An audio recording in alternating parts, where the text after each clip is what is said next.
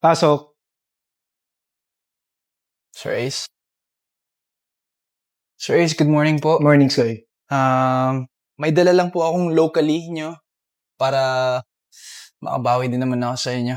Hindi ko to tatanggihan. Paborito ko to eh. Nakakaistorbo po ba ako? Hindi naman. Upo ka. Kamusta ka? Okay naman po, Sir Ace. Pero nandito po ako ngayon para magpasalamat sa chance na binigay nyo sa akin.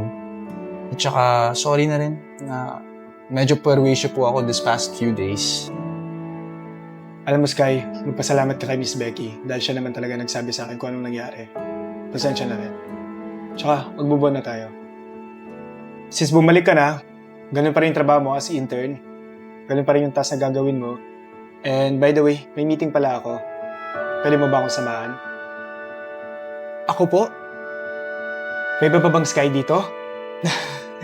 Sige po, Sir Ace. Okay lang po sa akin. Samahan mo ako. Siguro in an hour. Mag-prepare ka na muna. Sige po, Sir Ace. Magre-ready na po ako. Pero maraming salamat po, Sir Ace. Thank you talaga. Wala yun.